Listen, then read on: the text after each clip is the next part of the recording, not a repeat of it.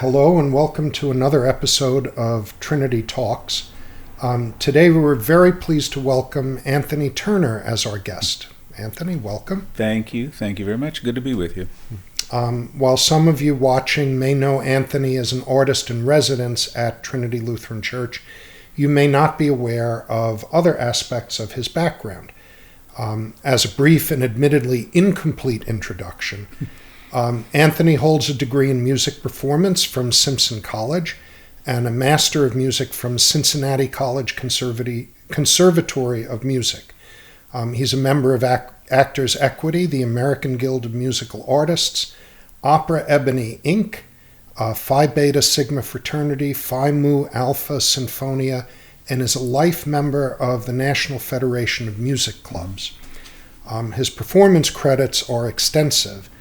Anthony has appeared with various orchestras, including but not limited to the Lincoln Chamber Orchestra, the Omaha Symphony, and the Phoenix Symphony. He has also presented many operatic and musical theater roles, including Tony Esposito in The Most Happy Fella, Josh Gibson in The Summer King, Harry Easter in Street Scene, Alfio in Cavalleria Rusticana, Dappertutto in Le Contes de Hoffmann, and Guglielmo yeah. In Così fan tutte. He's sung with the Cincinnati and Cleveland Operas, Opera Ebony, Opera Exposures, and American Opera Projects, and he appeared at the Piccolo Spoleto Festival, Opera Theater de Lucca, Next Wave Festival, Barbican Music Festival, and the Kennedy Center for the Performing Arts. Anthony has also done collaborative works with various authors and composers. Resulting works include the Katrina Ballads, which are texts of interviews with politicians and victims of Hurricane Katrina set to music, and Who Am I?, which we're going to talk about more shortly. Anthony, again, welcome and thank you for being with us today. Thank you. Before we get to Who Am I, so that some of our congregation members can get to know you a little bit better in terms of the context of Sunday mornings, it's such a pleasure to have you sharing your talents with us. We never know quite what we're going to get. It could be some Broadway music. You could be standing at the piano. You could be singing from the loft. You could be dancing down the aisles. All we know is it's going to be inspirational. And it looks like you're genuinely having fun doing this music. Yeah. Is that part of the experience for you? If you don't have fun, there's no reason to do it. And when I feel like I have been given a gift that should be shared, the first thing is it has to be shared, and you have to have fun doing that. And I feel like if I don't enjoy it, how can somebody else? But I never take it for granted. And I plan my music out methodically for who's going to be listening, for the occasion, and a lot of times for myself. I think it starts with me and what I like, because if I like it, then I think somebody else is going to like it. That could be naive, but so far, knock on wood, I think it's rung true over the years. Well, it certainly seems to on Sunday mornings with us. No, thank you. And you also occasionally will do things that are very unconventional. I'm thinking specifically of a few weeks ago for the baptism of our Lord at the beginning of January, you sang clapping down the aisle. Right. And I know that at the end of the service, my wife said, that was just so inspiring, and it was so meaningful to have you do that. And a church service or any musical tribute, in order to keep interest and variety, life and music is about rhythm. And sometimes I hear certain things and I think, how can people be still, and sit in a seat and not move? Yeah. And I said, how can you hear that beat and it not, infuse you with a little bit of life and you want to move and dance?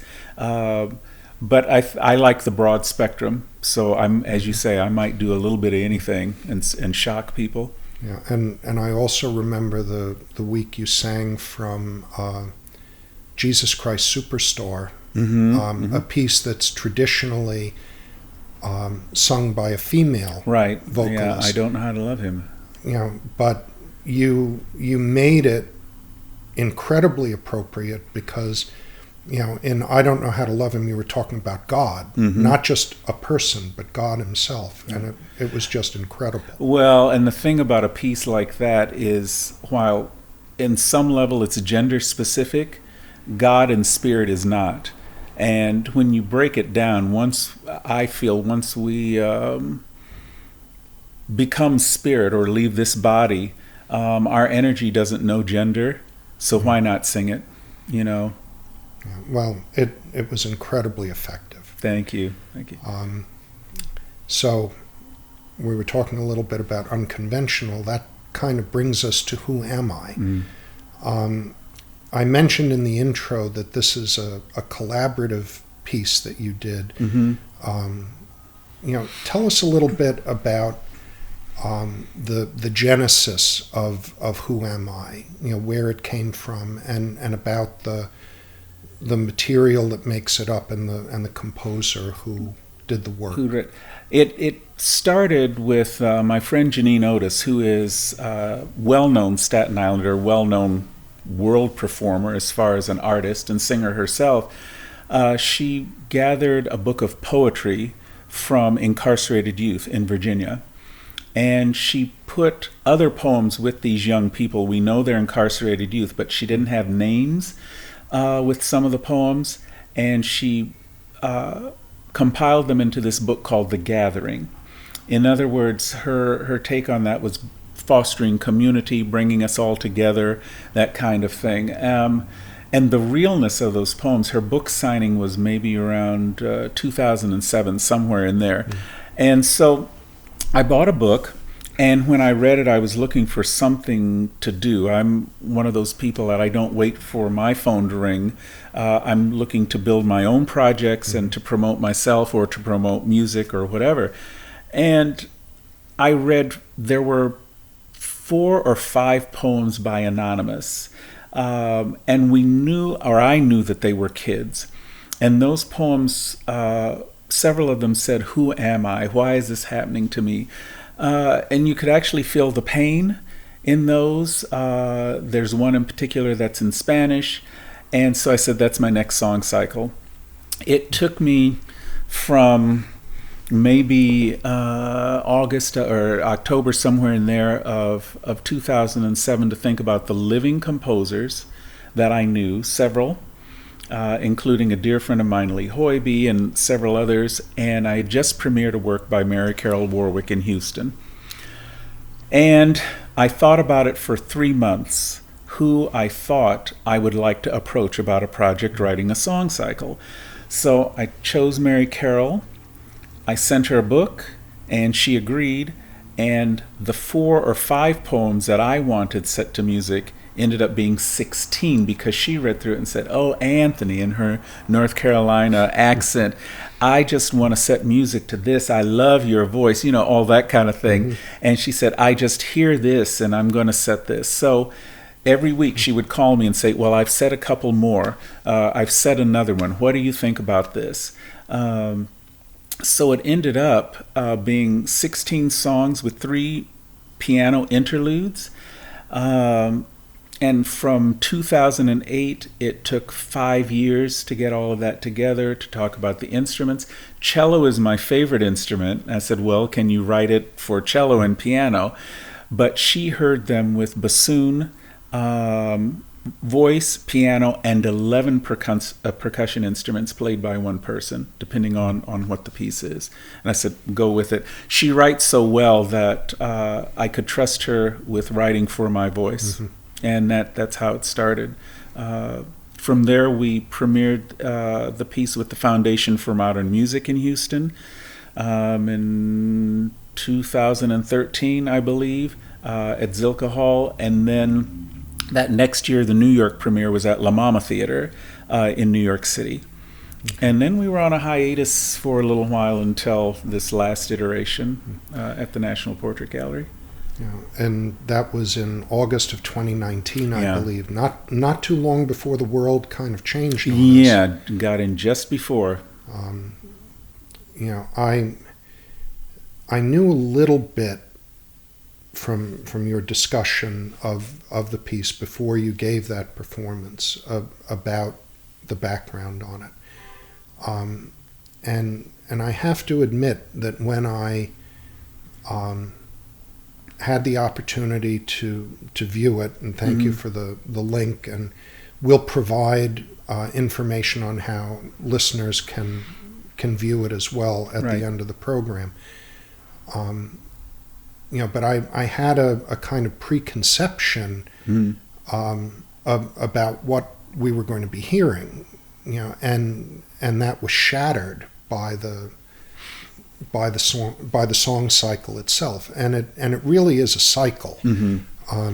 This takes you on an incredible roller coaster, because you have pieces like "Who Am I" that opens it. You have two essentially "Who Am I" pieces in the cycle, and the one that opens it is really full of desperation and loss. And the author and the composer really bring out the fact that the voice speaking has their piece blocked. Yeah. And I have to admit, I kind of expected a lot of that, but then the roller coaster begins, and in addition to this sense of rage, and there are a couple of other pieces that we can talk about that have that, the hope that's there as well, and in reading a little bit more about Janine's book, it's clear she's looking to inform people that yes, there is anger, there is hatred, there is desperation, but there's also hope. Yep. And especially towards the end of the cycle, right. We shine on. It was just very inspiring.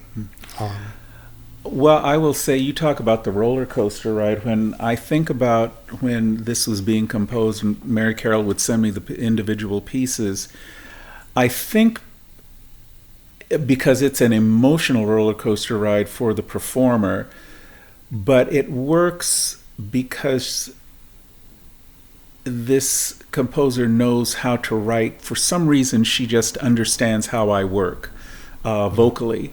It is not for the faint of heart, but the highs and lows in it, when you think about the text and where you're going and realize each time that I've done it, the order has changed, because I realized, okay, this doesn't fit here. It should go here, either to save me vocally or to save me vocally and emotionally. And then it's a discussion between me and the pianist, Paul Boyd, who's in Houston, about how that translates musically or thematically or with keys. And I think we got it right, at least for now, at the National Portrait Gallery.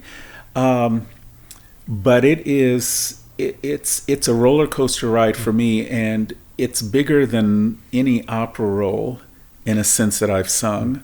So I'm wiped out at the end. However, vocally I am not, because of how it's written so well, and it's just what my voice does, Yeah, but emotionally, it has to be draining, because to watch it and to listen to it is emotionally draining. That's why I have water on stage and I sit down. Those interludes are needed, because I have to have a break. There were two pieces in particular Mm-hmm. that hit me very hard. Inside Boo Mm. and Stress. Ah. And inside Boo, that voice crying out that nobody listens. Mm-hmm. I want to be heard and nobody listens, and the lack of control that author feels that they have in their lives hit me very hard. And Stress, as as a white man in America, I listen to Stress and here pointed out the divided states of America. Mm-hmm. Mm-hmm. It hit very hard. Well, what's interesting, what Inside Boo for me is always kind of it's a lot of this harkens back to our fears from childhood, I think, in a lot of the poetry. And, Inside Boo, but also My Mother's Arms, and we're into going back and reclaiming our childhood, that safety, that where when the baby puts its head on its mother's chest or its father's chest, mm-hmm. and it hears the steadiness of that heartbeat, the warmth, the security. And somehow we lose that as we grow up. Yeah. And the stress, whether it be of our own doing or the world that we live in, not the best. It's speaks to our addiction to pills. It mm-hmm. speaks to our addictions to whatever it is, drugs, alcohol, all these things that go into our the lack of not learning about ourselves culturally, the divided states of America. When is that theme going to really be done with in this country? And it's fortunate for me if I get a chance to do the cycle again, or when it's done again, because of its relevancy to today. But then a part of me says, well, sometime I'd like to be able to move on. But these poems are a way of us crying out and releasing. So it's a cathartic in that sense. Well, here's a case where timing is everything. Our supply pastors over the last few weeks mm-hmm. have pointed out in their sermons, Pastor Mark Brown and Pastor Anastasia, both gave sermons on the fact that Jesus doesn't give us easy answers. Mm-hmm. Jesus leads us to a place where we can have difficult conversations and come out of them. Mm-hmm. Do you think this cycle is one of those invitations to begin a difficult conversation? It's certainly a beginning point. What I find interesting is I have to put on my programs that some of this language may not be suitable for all audiences or may offend them. The thing is, I think that we have, as a society, taken a step backwards from having the difficult conversations. And I personally feel that we are starting to find ways to divide ourselves more. I feel like I'm retreating back to my childhood in the 60s in a way, like I've gone backwards. There was division, but there was movement forward. Now the beauty that you bring up about the cycle is it ends with the piece, we shine on. In other words, we are going to survive, but it's not going to be easy. The poem that we dedicate to the victims of gun violence, because this was premiered, Sandy Ground happened in December of 2012. This cycle was premiered in March or April or something like that of 2013. And that's what the composer came up with, the idea of, let's dedicate this to the victims of gun violence. Well, look at what we've had since then. You know, we've got Parkland in Florida. We had, I think, Colorado had happened after that. Maybe that even happened before. It is important for me to keep doing this cycle until somebody listens. I would hope that this would spur a lot of this discussion to come from the pulpit. I don't feel like necessarily that our pulpits are addressing the hard questions. So it's relevant, whether I sing it or somebody else sings it, you know, or sings parts of it. You know, or if people just read the poetry. Even. Oh, absolutely. You know, that's absolutely. You know, and I mentioned two pieces that struck me very strongly. You know, the third one, kind of in the middle of the cycle, was "I Have a Dream Too," and you know, that was also very moving. Yeah. Well, you know, it's funny about that piece because it uses the N-word, and we don't say N-word. It's not nice. And I'm on some level, Roy, I'm tired of being nice. I think we need to say what it is and deal with it, but that's just me. Well, sometimes being brutally honest is the best way to resolve a situation. When you dance around it, you never confront it. Right. And in that piece, and there's the other piece where I actually speak the word, but it's funny. I Have a Dream Too was the very first thing that Mary Carroll wrote in the whole cycle after she said, "Oh, Anthony, I'm a Southern white woman. I don't know if I just don't know if I can do this. What do you think?" And then the next week she says, "Oh, Anthony, it just came to me about what the instrumentation should be." And that was the very first piece out of the whole 16 songs that she wrote. And so that shows her. I want to mention, it's very important, Mary Carroll Warwick is a protege of Carlisle Floyd. Carlisle Floyd is recently passed on, but there's a reason that she understands voice and singers. When she is the protege of somebody, one of our great American composers, and she's not afraid. That's it. She's not afraid. She's not afraid. Well, it showed in that particular piece of music. Because it hit hard, you know, but was inspiring at the same time. You know, and in that part of the cycle, we began, you know, a segue towards that transcendent hope that the program closes with. You know, you've talked about "We Shine On."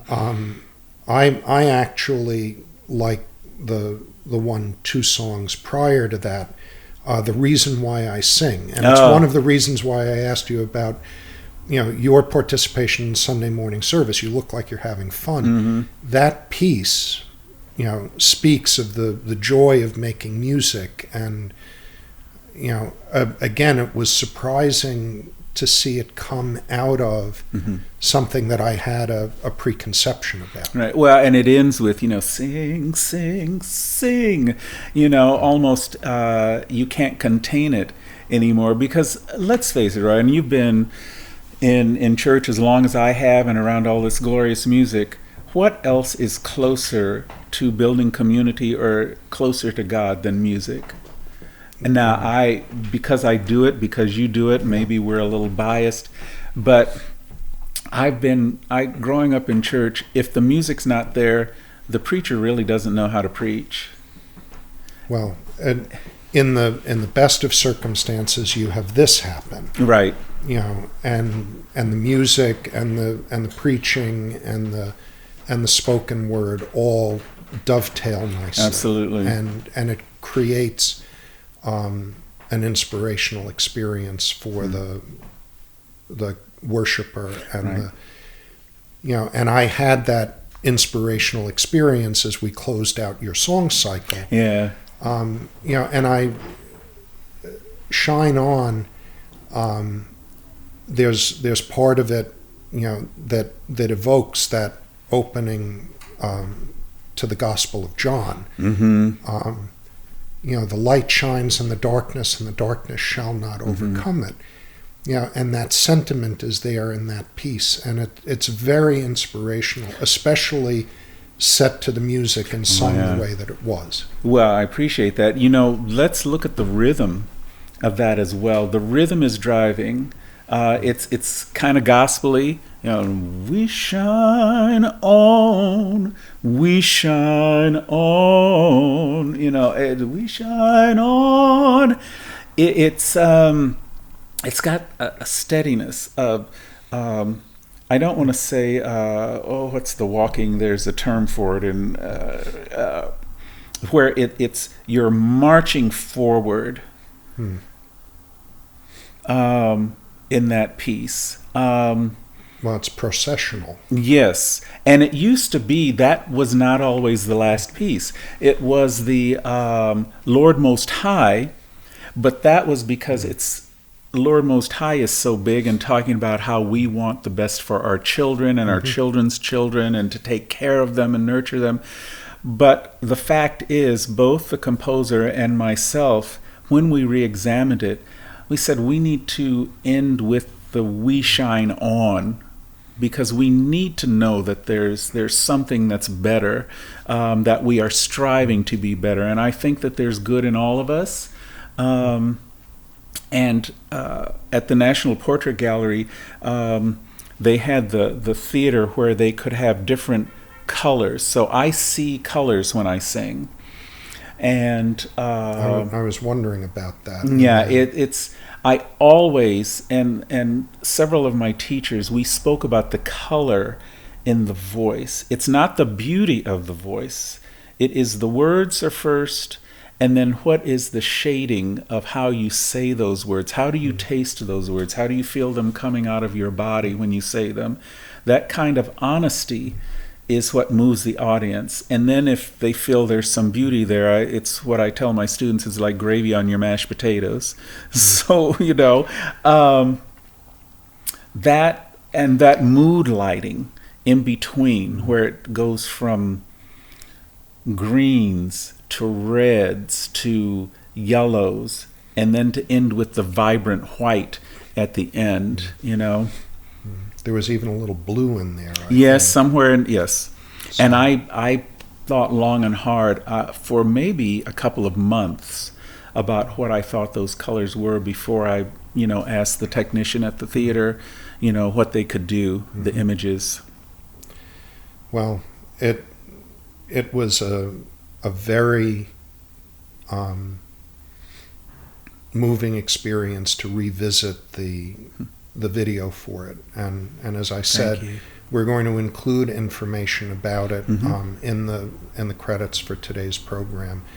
And I encourage our viewers to go and experience Who Am I, because it's something that will definitely have an effect on whoever views it. And as Anthony said, there is a language warning for it. There is some strong language and some strong imagery, but it's nothing worse than what you're going to experience by watching HBO on a Friday night. Right. So, and it's worth confronting that honesty to hear these voices and to hear this particular voice express it.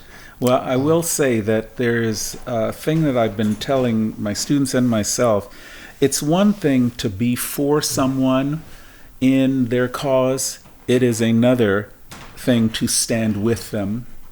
So are you for a thing or are you with a thing? Or can you do both? Be for something, but then have the strength, find the strength, the wisdom to stand with the cause or with the people and their cause. Well, I hope I have the opportunity to stand with you in the future. Oh, you're with me, brother man. Don't even worry about that. Okay. Thank you. Thank you so much for being with us today. And thank you for watching. In the credits, there will be information on how to see Anthony's performance, and we hope that you'll join us again for another episode of Trinity Talks. Thank you. Thank you. Pleasure.